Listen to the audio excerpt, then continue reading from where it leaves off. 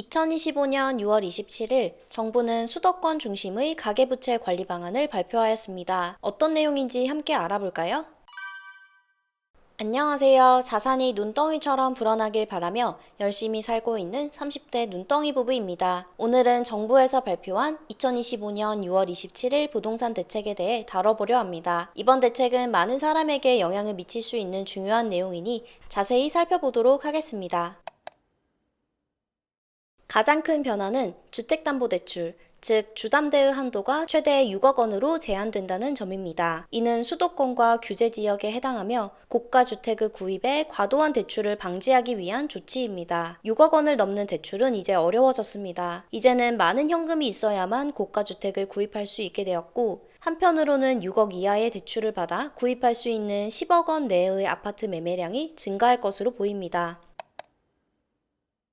수도권의 생애 첫 주택담보대출에 대해 LTV가 80%에서 70%로 축소되고 6개월 이내의 전입 의무가 부과됩니다. 이는 첫 집을 구입하는 사람들에게 더 큰 부담이 될 수 있습니다. LTV가 줄어듦으로써 첫 집을 구입하는 사람들이 더 많은 자금을 마련해야 한다는 점이 중요한 변화입니다. 거주 의무도 생겨나 전세를 끼고 주담대를 받는 갭 투자가 어려워졌다고 할 수 있습니다. 이로 인해 전세 매물이 감소할 수 있습니다. 이 정책은 다주택자에게 매우 중요한 변화입니다. 2주택 이상을 보유한 사람은 추가로 주담대를 받을 수 없습니다. 또한 1주택자는 추가 구입 시 6개월 내에 기존 주택을 처분해야 주담대를 받을 수 있습니다. 이 정책으로 인해 똘똘한 한 채 트렌드가 더 강화될 것으로 보입니다.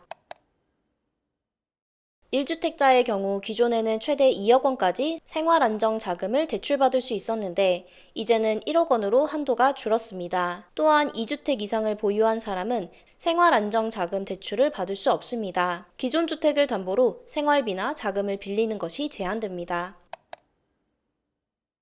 주택담보대출의 만기도 최대 30년으로 제한됩니다. 기존에는 만 34세 이하인 경우 최대 50년, 만 35세 이상은 최대 40년 한도로 대출을 받을 수 있었지만 이제는 만기가 일괄 30년으로 줄어듭니다. 매달 상환해야 하는 금액이 높아지기 때문에 DSR 부담이 커지게 되고 그에 따라서 대출 한도를 줄여야 할 수 있습니다.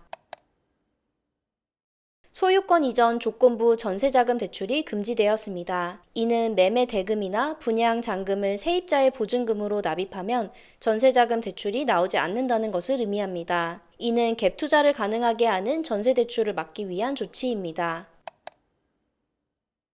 또한 신용대출의 한도가 연소득 이내로 제한됩니다. 신용대출을 이용한 주택 구입 등을 방지하려는 조치입니다. 그래서 저희는 규제가 발표된 당일 바로 비대면 신용대출을 실행하였습니다. 저희는 이미 주담대를 받았기 때문에 자녀 신용대출 한도가 높지 않았지만 내년 이후 자금이 필요할 경우를 대비하여 한도가 줄어들기 전에 최대한 미리 받아두었습니다. 전세대출의 보증 비율도 변경되었습니다. 기존에는 90%였던 보증 비율이 이제 80%로 축소되었습니다. 보증 비율이 낮아지면서 전세대출을 받는 사람들이 기존보다 더 많은 자금을 준비해야 합니다.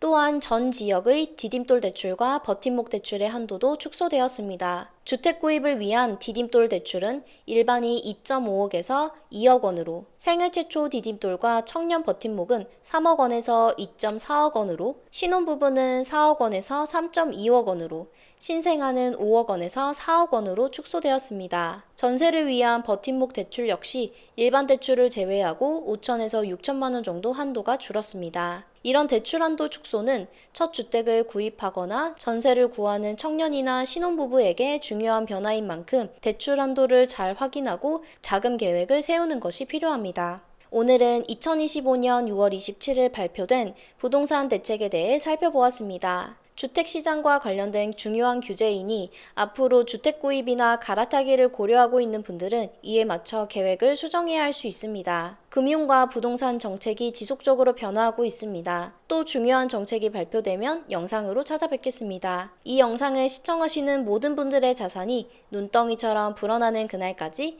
눈덩이 부부였습니다. 감사합니다.